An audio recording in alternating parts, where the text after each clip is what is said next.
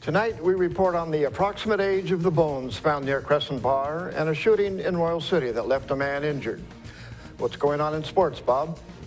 The Moses Lake High School girls picked up a first-round win at the state basketball tournament this afternoon. Stick around to find out who they beat and who they play next. Let's take a look at our Weather Center forecast.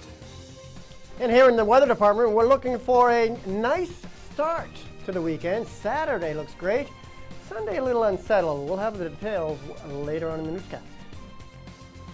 I'm Alan Troop. Stay tuned for all of this and much more on iFIBER 1 News.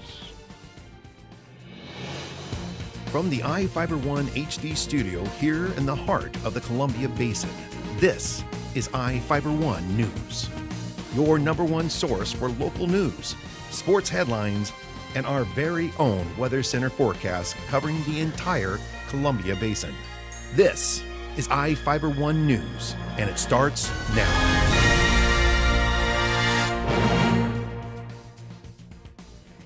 Bones found near Crescent Bar are at least 75 years old. The Grant County Coroner's Office responded to the shore of the Columbia River on Wednesday, where a man found the bones during a walk a day earlier. Coroner Craig Morrison determined the bones don't have any forensic value, meaning even if a crime was committed, there isn't any way to use them in a criminal prosecution.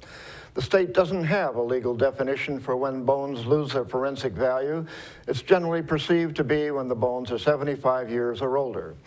Morrison said it's possible the bones are hundreds or thousands of years old. The remains were given to the state's Department of Archaeology and Historic Preservation in accordance with state law. The bones were revealed after the water level dropped in the Columbia River, after the Grant PUD released water to lower the reservoir behind Wanapum Dam to relieve pressure on a crack in a support pillar. An elderly man was injured in a gang-related shooting last night. The man was sleeping in the front bedroom of a home in the 4000 block of Road 10.4 Southwest when someone fired 2 shotgun rounds at the residence. Witnesses reported seeing a Hispanic male run from the scene and get into a car which sped away towards Royal City. The witnesses weren't able to provide any further details. The victim received a minor wound and declined medical treatment. Investigators believe the shooting was gang-related and targeted the victim. The Grant County Sheriff's Gang Unit is investigating. Quincy School District is getting a new police officer. The City Council approved an agreement with the district to provide a school resource officer to the district for the 180 regular school days during the year. The move came after the former security director for the district, Gus Winter, left the district this summer. The district approached the city to see if it would be willing to provide a school resource officer to take Winter's place. With the agreement, the city will supply the officer, the training, and the equipment, and the district will pay for the time the officer is at the district, according to city records. If you heard sirens or saw all the police in Soap Lake on Wednesday afternoon, it was allegedly Lamar Dana leading police on a chase. The U.S. Marshals Service and the Grant County Sheriff's Office were searching for Dana, a 31-year-old Soap Lake man, because of outstanding warrants for failing to appear in court on charges of riot while armed and possession of a controlled substance. Officers found Dana in a car at a gas station at the corner of State Route 28 and Division Road. When Dana spotted the officers, he fled, driving through several residential yards and a fence in Soap Lake before he turned north on State Route 17.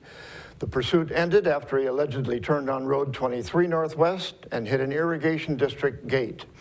Dana received minor injuries in the crash and was taken to Columbia Basin Hospital for treatment before being booked into the Grant County Jail.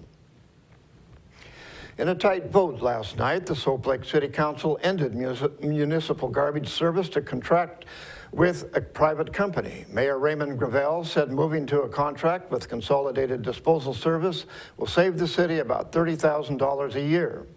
The council was split, with 3 members in favor and 3 opposing the change. The mayor cast the deciding vote.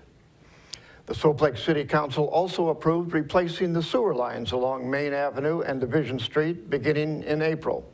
The City Council last night awarded the contract to Selland Construction of Wenatchee. The company submitted the low bid of $465,000 for the project. The bid was $30,000 below an engineer's estimate. Now we take a look at individuals wanted by the Department of Corrections. Each of the people you see here has warrants for their arrest and is wanted by various law enforcement agencies. If you see any of these people, the Department of Corrections asks that you do not attempt to detain or apprehend them, but to call police. You can also call the Department of Corrections at 509-764-6180 during the day or 509-762-1160 after 5 p.m.